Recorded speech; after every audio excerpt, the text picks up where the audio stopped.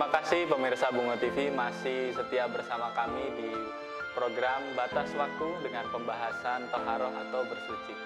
Nah, kembali lagi kita mau bertanya pada Ustadz, ketika kita di WC ini atau di kamar mandi lah Ustadz ya, banyak dari kita itu kadang nyanyi-nyanyi dalam WC itu, atau kita dipanggil oleh orang yang di luar WC. Itu bagaimana Ustadz? Iya, ini sebenarnya adab toharoh, berarti adab dalam keadaan bersuci ya. Maka dalam Islam tuh dalam kamar mandi sangat dianjurkan untuk tidak beraktivitas yang lain kecuali memang hajat kita tadi. Tapi karena kita tidak ketahuan kita ini kadang ada sambil main HP, sambil nyanyi, itu nggak dibenarkan. Itu sudah menyalahi adab gitu kan. Padahal kita disuruh fokus, selesai dah selesai. Ya, kalau ada orang di dalam cukup berdehem misalnya nih. Ada orang tapi kalau sudah tutup kunci berarti ada orang kan, itu aja. Kadang kita yang usil gitu ya. Nggak jelas. Oh, masih juga ada orang. Nah ini gitu. Gitulah adabnya dalam Islam. Nah, kalau kita kan berhadas ya Ustaz. Ketika kita kencing, ketika kita buang air gitu kan. Banyak orang yang berdiri begitu, iya, buang air.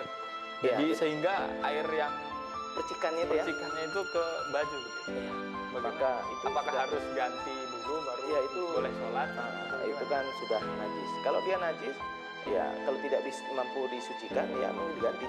Karena syarat sholat itu kan dia salah satunya pakaian kita mesti suci. Makanya dalam Islam sangat tidak dianjurkan kalau kecil dalam keadaan berdiri. Yang dikhawatirkan itu harus jongkok. Iya, jongkok, bukan duduk ya. Duduk juga nggak bisa gitu ya. Karena kemarin kami bahas ini juga ya. Kalau gitu saya sering saya buang air kecil tuh duduk, wah saya nggak bisa sebenarnya kan.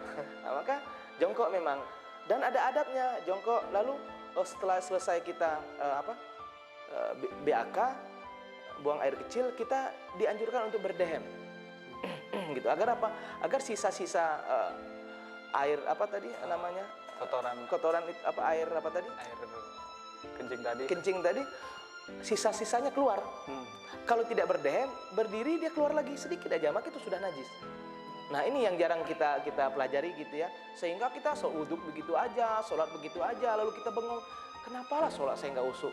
Kenapalah sholat saya tidak bisa mencegah perbuatan keji dan mungkar? Karena dari bab bersuci dia sudah bermasalah.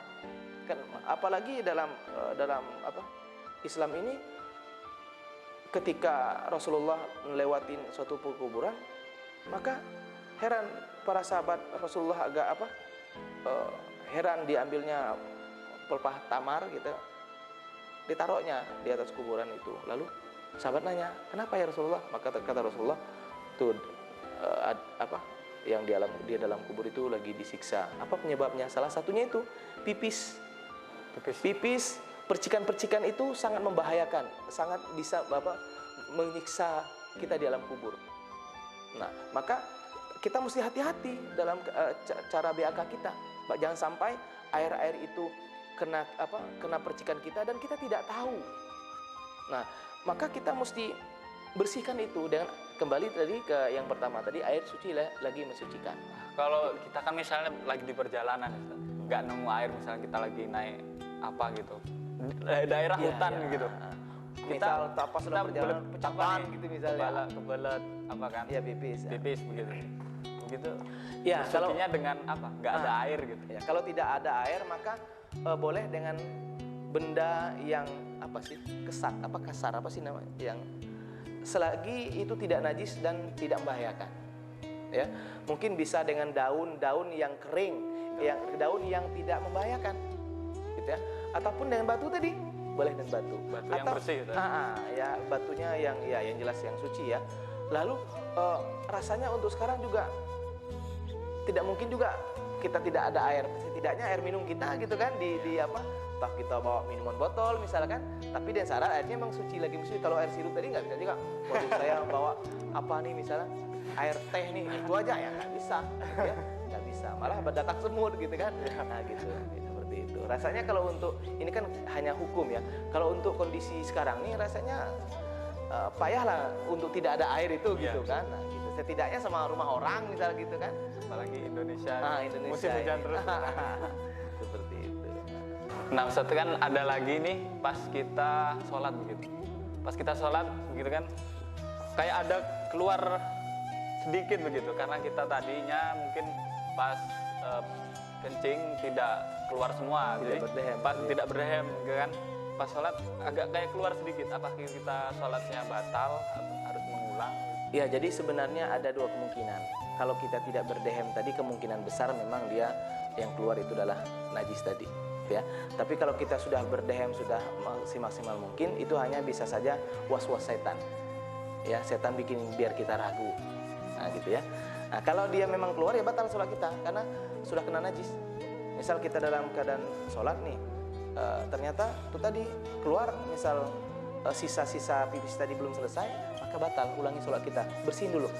Nah, tapi kalau kita sudah berusaha tadi, sudah kan karena sholat itu kan mesti siap semuanya gitu kan, wudhu yang benar, lalu kita menjaga kesucian yang benar, sehingga ternyata pas sholat Allah, roh ke terakhir pula misalnya pas bisa keluar. Nah, kemungkinan besar itu memang lebih kepada was-was setan tadi biar kita ragu. Kadang-kadang tuh kan ada kayak mau kentut gitu kan, Iya, kentut bukan kentut gitu ya.